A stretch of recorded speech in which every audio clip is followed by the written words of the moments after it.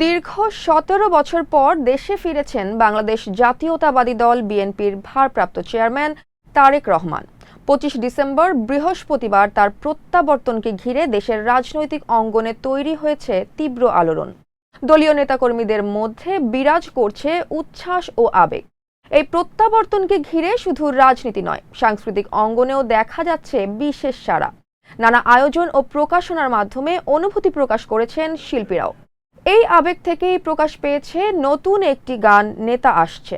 গানটি ইতোমধ্যেই সামাজিক যোগাযোগ মাধ্যমে আলোচনার কেন্দ্রে উঠে এসেছে।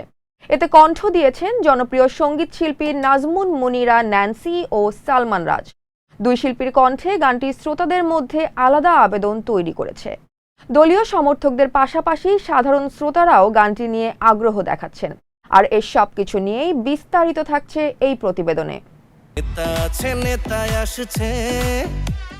দীর্ঘ এক যুগের বেশি সময় প্রতীক্ষা, নীরবতা আর অপেক্ষার অধ্যায় পেরিয়ে বাংলাদেশে ফিরেছেন বিএনপির ভারপ্রাপ্ত চেয়ারম্যান তারেক রহমান। এই দিনটিকে ঘিরে রাজনৈতিক অঙ্গনের পাশাপাশি আলোচনায় উঠে এসেছে সাংস্কৃতিক অঙ্গনও। সেই আবেগ থেকেই প্রকাশ পেয়েছে নতুন একটি গান, যার নাম নেতা আসছে। গানটিতে কণ্ঠ দিয়েছেন জনপ্রিয় সঙ্গীত শিল্পী নাজমুন মুনিরা ন্যান্সি এবং সালমান রাজ। রাজনৈতিক কোনো বক্তব্য নয়, এই গান যেন প্রতীক্ষার ভাষা এবং অপেক্ষার সুর।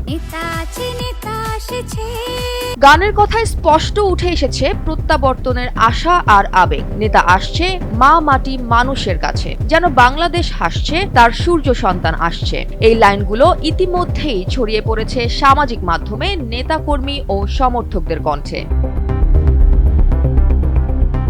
নেতা আসছে গানটির কথা লিখেছেন মিজানুর রহমান। পলক হাসান সুমনের সুরে এর সঙ্গীতায়োজন করেছেন AN ফরহাদ। গানটির রচনা, পরিকল্পনা ও সার্বিক তত্ত্বাবধানে ছিলেন চিত্রনায়ক হেলাল খান। গানটি প্রকাশ করা হয়েছে বিএনপির অফিসিয়াল ফেসবুক পেজে। প্রকাশের পর থেকেই সেখানে দেখা গেছে ব্যাপক সাড়া। মন্তব্যে ঘুরে ফিরে একটাই কথা, স্বাগত, প্রত্যাশা আর আবেগ। কেউ জানিয়েছেন শুভেচ্ছা, আবার কেউ গানটির সুর আর কথার প্রশংসা করেছেন।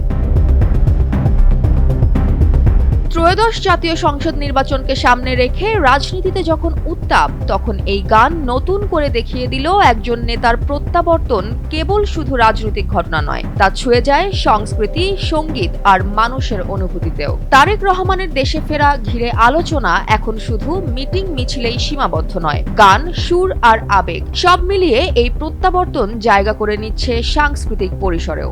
রাজনীতি আর সঙ্গীত দুটোর মাঝখানে দাঁড়িয়ে নেতা আসছে গানটি বর্তমান সময়ের সবচেয়ে আলোচিত সাউন্ড। দেশে ফেরার সাথে সাথে সুরে বাঁধা প্রত্যাশার এই গল্প শুধু রাজনীতির নয়, এই গল্প আবেগেরও।